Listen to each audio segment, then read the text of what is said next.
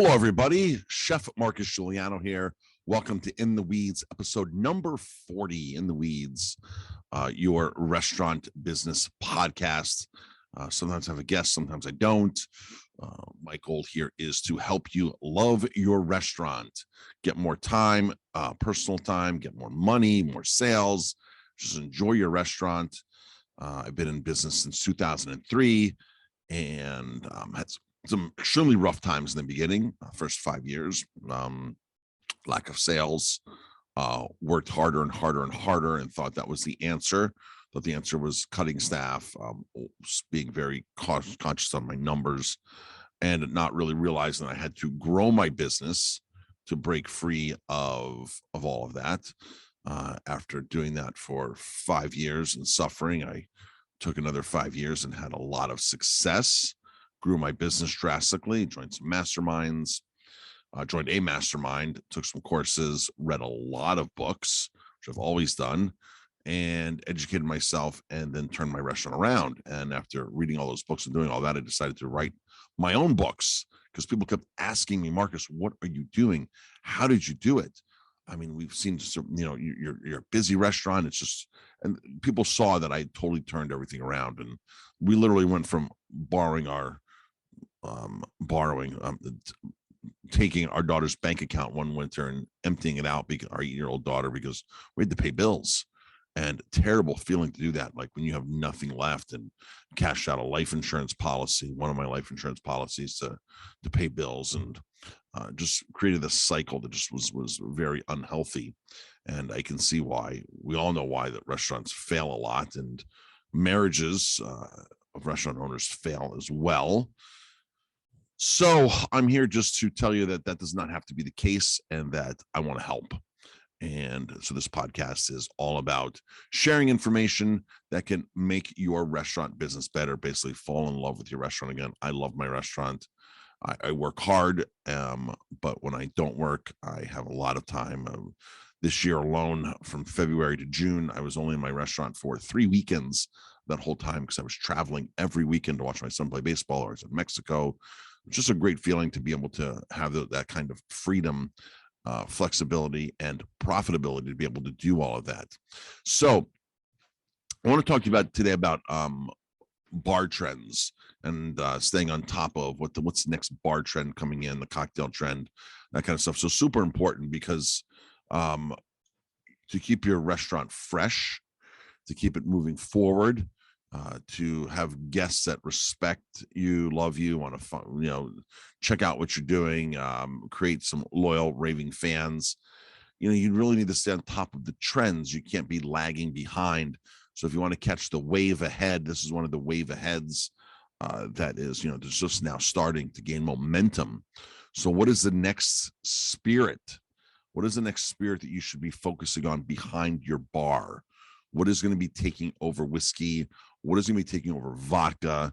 And those are some pretty bold statements, right? So according to IWSR, the IWSR is the global leading trend reporting for the beverage world. IWSR, you go there and check and see what's going on with them.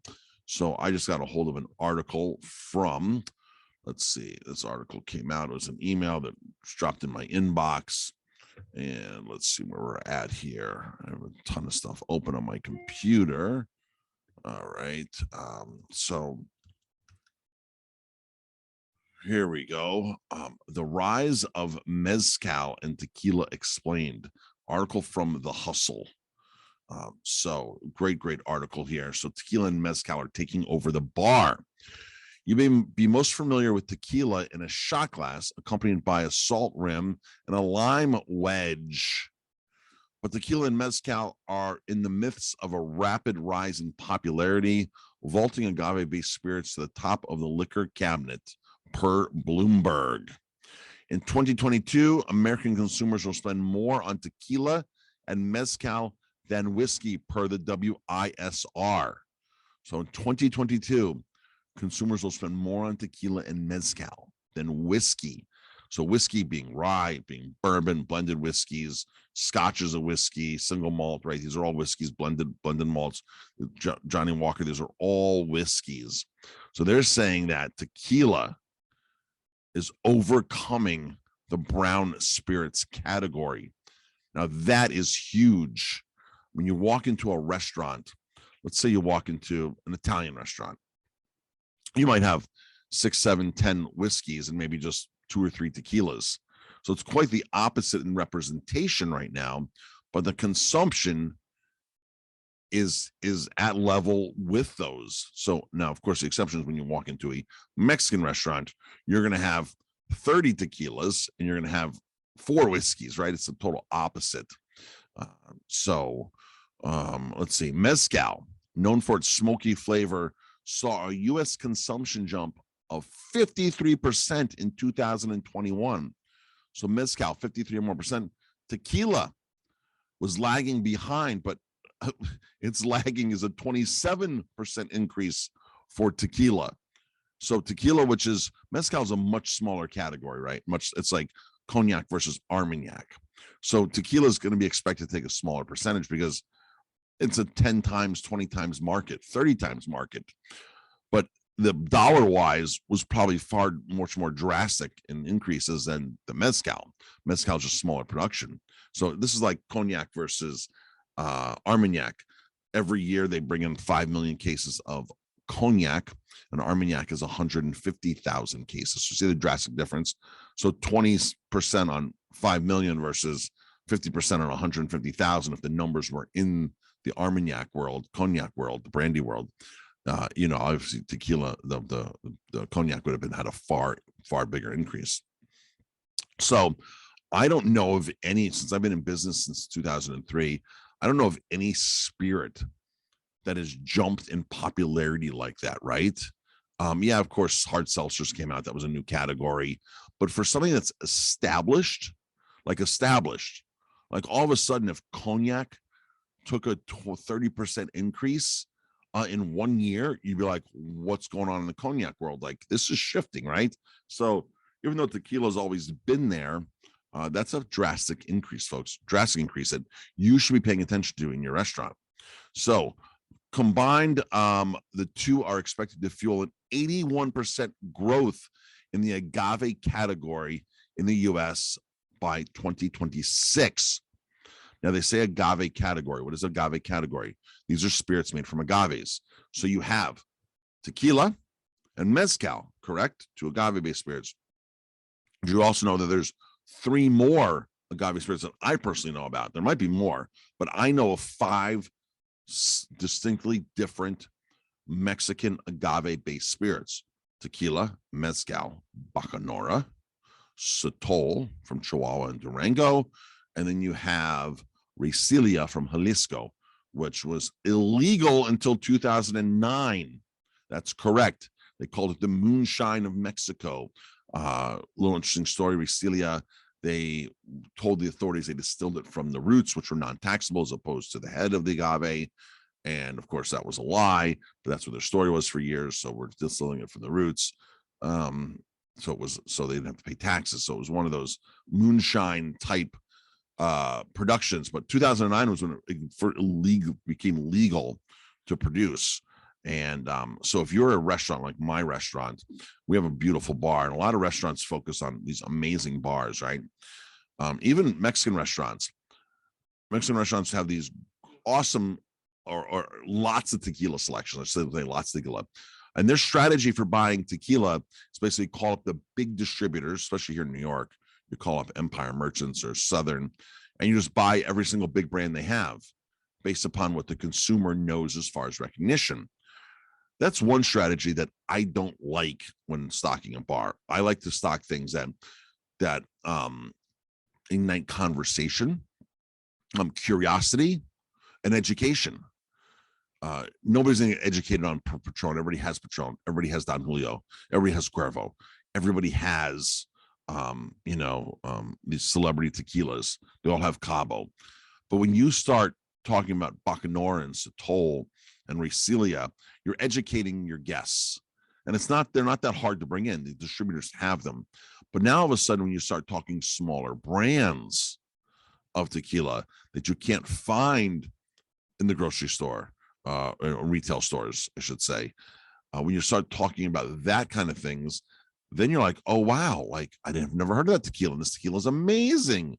This tequila is awesome. And then when you start educating your people on Blanco Silver, Reposado, Añejo, Grande Añejo, or Super Añejo, this is a whole different thing. Then when you start educating your guests on the 3 different cook methods of the agave, is the agave steamed? Is it traditionally baked in the oven? Or is it done through a diffuser, which has a bunch of nasty chemicals in it, which if anybody knew what was in there, nobody would drink it. And if you're a restaurant owner and knew what was in there, hydrochloric acid, you wouldn't buy it. Because you're like, why am I buying tequila with hydrochloric acid in it, right? So then you educate your guests on the the cook method.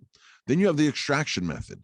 Is it done by a traditional Tahona wheel? And there's some companies are out there, they still have a mule pulling a Tahona wheel to crush it. Or is it done through a shredder or a roller? So there's different extraction methods or different cook methods. Then you talk about the NOM numbers, which is the official licensing number of that distillery from the Mexican government, which will tell you all about the tequila and the production of it and how what other brands are produced in the distillery. The reality of tequila is there's only 200 distilleries maybe and 2,000 tequilas. So a lot of these tequila factories are indeed factories. They're making tequila for many different brands. All right. So it'd be like if you were to buy, let's say a bourbon, there's all these different labels of bourbon. And this does happen in other spirit worlds as well. But let's say the whole industry was based upon, bourbon, 200 distilleries and 2,000 brands of bourbon. So you pick up a bourbon and you're like, well, these 2 bourbons remain the same place and these 3 bourbons remain the same place. And these 8 bourbons or 25 bourbons or 50 bourbons, which all have different labels, different branding, different bottling, but they're all made in the same place. Some of them may be the same exact house recipe. Some of them may be a little distinctively different, but these are basically co-packers that just produce for other people. So then you can teach them about this. And there's a lot to teach on in the agave spirit world. Once you start teaching your guests become educated and they come back to you for your product. So we're known for our tequilas and we only have 12 tequilas or 12 agave based spirits, maybe 15 now, maybe 15. But compared to a Mexican restaurant that has 100, we do more education. We get more respect. We have more of a diehard following for these tequilas. Or agave based spirits, because they can't get them anywhere else. You're going to walk into a place and it's just like, it's not there. So what's behind the rise? A combination of factors, including versatility, sippable high-end offerings have pushed tequila beyond shots and margaritas. While mezcals can substitute for tequila, it can also be used in drinks that would otherwise call for scotch or whiskey, which is so true because mezcal has that smokiness that scotch has, or single malts, right? So you can actually make like a whiskey drink with the smokiness of the mezcal. So it's pretty cool. And yes, when you now serve tequila, we always ask, are you sipping this tequila? Because we want to put it in the proper glassware. I want to put it into a glass that is sort of like a sherry or a port glass. We want to serve it like that. So it's enjoyed, not sitting there doing shots at the bar. So the sophistication of the presentation and the enjoyment are different than they used to be. And folks, that's what you determine at your bar. You determine, how you're serving, what you're doing. And trust me, I know a lot of bars are just, shot bars and that's it.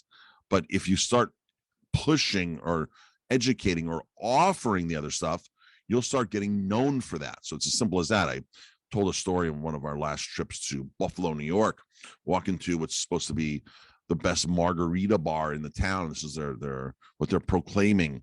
We walk in and, do you have any mezcals or satols and bacanores? No, we just have tequila. And by the way, the good tequilas are locked up in the owner's office. We tried to do mezcal here, and we couldn't sell mezcal, is what I was told. We couldn't sell it. I'm like, really? They're like, no, this isn't the market. This isn't the city. I was told this isn't the city for mezcal. Meantime, we go to another restaurant that has like 30 mezcals and is rocking mezcals out just a mile or so away. Like, what's the difference in the two places? One is claiming they're the best margarita joint around in the whole city, and the other place is obviously has the best tequila and mezcal selection, and they're selling it like crazy. And the one place that we went that had a big mezcal selection wasn't even a Mexican restaurant. So how do you get away with it in a non-Mexican restaurant? Well, basically, you provide it and they find you. So really the excuses of that Mexican restaurant that claims to be the best margarita places, they're just being lazy and they're not giving it a chance. And because you stick one bottle of mezcal behind your bar and let it sit there and your staff doesn't talk about it, and you don't sample people on it, and you don't educate people on it, you're probably not going to sell it unless somebody like me walks into the bar and says, oh, you have mezcal. You have, 15, 30, 40, 50 big brands of tequila that don't interest me, like Don Julio and Cabo and whatever these big brands are, Casa Amigos, it's owned by Clooney. Those big brands don't interest me, but that one bottle of mezcal does, so, but unless I walk in, that's not going to happen unless your staff is excited about it. Oh, would you like me to do a mezcal Rita or, a mezcal Paloma, things like that? And all of a sudden you're like, wow, this is pretty cool. I didn't know about mezcals. Here we go. And you start that whole process of educating. So it's your fault that you don't sell stuff, folks. That's the bottom line. If you're not selling something, it's your fault. You're not training your staff enough. If you're going to blame your staff and say, well, they're just not pushing it, you're not training your staff enough. That's the bottom line. They're not being trained enough. And that's your job as the leader, the operator, the manager, is to train, hold accountable, role play, hold accountable, train, role, and keep repeating this process. Even if it's sitting staff down once a week and pretending you're role playing and pretending your customer sitting on the bar, I'm going to have, what kind of margaritas do you have? Oh, we have margaritas made with this tequila, and we also can make mezcalritas. If you're not familiar with mezcal, I'd be happy to give you a sample of mezcal. It's a little smokier. It is smokier. And that alone there would increase for this place that said they couldn't sell it in Buffalo, that would increase their mezcal sales probably by 800% by just having that conversation instead of making excuses that they can't sell it. So next behind the rise is the health factor. It's hard to justify any spirits as healthy. True. Agave, 100% agave tequila is gluten-free, low in calories, and has fewer congeners, fermentation products that lead to hangovers and other spirits. Now, be careful when you come into the tequila world, because unless it says 100% blue agave, Weber blue agave tequila, you could get something called mixto, which is a mixed tequila, which is 41% agave and 49% sugar of any type, like corn syrup or other sugars, cane sugar, beet sugar. You can actually take other sugars to do the fermentation if it's a mixed tequila. So make sure when you're going to a restaurant, or make sure if you're a restaurant, you know what you're buying. So just don't, go out and buy the cheapest tequila thinking, oh, I'm going to make money and it's my house tequila. If you're not into, if just make sure you know what you're buying, because those things are linked to more hangovers, because it is just more than agave in there. So the broad appeal, tequila and mezcal consumption spans age, gender, culture, and occasion, giving it a wider market than other spirits.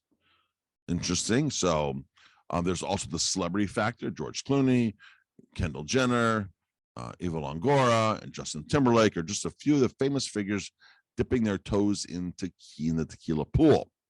So what's next? The growth of tequila and mezcal isn't exclusive to the U.S. All right. So it's just not here in the United States. Russia, UK, Germany, and Japan are among the 10 largest markets for the agave category, which means global domination could be on the horizon. If you're looking for the next mezcal, look no further than Sotol, a Mexican spirit made of the desert spoon cactus. and this is wild, by the way. It's the only spirit that's from wild cactus, a wild agave. And this is starting to pop up across bars. This is in Texas here. So, for me as a consumer, I judge a Mexican restaurant by their tequila, but really by if they have Sotol or other agave spirits. I know they've put more care, more thought into their actual tequila menu or their spirit or their bar program in general. So, folks, this is the way to step up your bar program right now. Bring a couple of these spirits in, start educating your staff, your team, start educating your guests, let them know. Because I guarantee you, if you're the restaurant doing it, you don't need to be a Mexican restaurant to do this. If you're the restaurant doing this, you will gain the business. It's that simple. This trend is here. It's in the beginning. It's on the horizon. It's happening internationally. And if you don't take advantage of it, that's your fault. So even if you're an Italian place, people still drink tequila. Even if you're, doesn't matter what ethnicity of restaurant you're still going to be able to sell it. So now, here's my suggestion. If you're an Italian restaurant and you have all these great stuff, if you're, let's pick another ethnicity. Let's say you're a German restaurant, whatever it is, and you have your bars, you're the farthest thing from Mexican. Why would you stock Patron or Cuervo when you can, if you're only going to have one or two tequilas? Why wouldn't you stock a tequila that is a true sipping tequila, and the cost isn't more at all, really, or much more? Why wouldn't you stock a tequila that you could not find at a Mexican restaurant, right? So you pick the most amazing tequila, 2 tequilas, 3 tequilas, and that's what your tequilas are. Get a silver, get a blanco, and get reposado, one of each. Stock them at the bar, and then when somebody's coming in and they're coming in to celebrate or whatever they're coming in for, to eat, and you're traditionally serving classic cocktails, and you're not known for margaritas, but if they say, I would like a tequila, we want to do a tequila shot, I wouldn't even put it in a glass if you're a fine restaurant, a shot glass if you're a fine restaurant. Just put it into a little sherry glass and do a quick little thing. Hey, this is the tequila we have, and make sure they can't find it at the other Mexican restaurants in town. That will make you stand out. That will 100% make you stand out. When they go to a Mexican restaurant with their friends, like, remember that Italian place we went to? They only had 1 tequila or 2 tequilas or 3 tequilas, but they were amazing. And they're looking behind the bar like, I can't find that tequila anywhere. We'll have to go back to the other place to get that great tequila. This is what I've done at my restaurant. Everything from cognac to everything behind the bar, lots of things behind the bar. I'm the only one that has these. I've done the research. I've sourced out these small brands. I've traveled to the distilleries. I've been there. I've met the owners. I've seen what they do, whether it's in the wine world or whether it's in the spirit world. Yesterday, the day before I'm recording this, we're in New York City at the fancy food show, specialty food show. And we see Massimo Toshi, who's the owner of Toshi Distilling. And we know him because we went to visit him in Italy in 2017, and he recognized us, and we had a good time talking and catching up, and took some pictures with him. And he does vinegar, so he does balsamic vinegar, he does spirits. So you'll probably recognize this one spirit. It has little tiny wild strawberries inside of it, in this strawberry like eau de vie or whatever from Italy, and he has a bunch of other things too. So by developing these personal relationships and having a story of it, it separates you apart. And he has some cool, unique products in his line. But to have that kind of relationship, to be able to do that education and talk about it is fantastic, and it looks great on your social media, of course, by the way. So, you just need to take a little bit of time and understand that you have to put some effort into it. This isn't something that's effortless. Your bar. A lot of you rely upon the big brands. You rely upon, the big brand marketing to sell all that. And we got rid of that back in 2006, 2007, 2008. By 2008, we were totally gone of all the big brands. And then you can become more of a unique restaurant. So, and some places balance it fine. Other places don't promote it. The staff doesn't promote it. The staff isn't educated on it. That comes back all to training. So you as the leader of the ship, you need to do the training. So, but if you want to make your restaurant interesting, your bar program interesting, definitely look into the agave-based spirits, step your game up on that, and be ready to ride the wave of that. This is a good position right now to be able to jump ahead. Hey, so if you want more tips on how to run a great restaurant, go to restaurantgrowthsecretsuniversity.com. I have lots of great information over there, free information. My contact information is over there if you need to get a hold of me.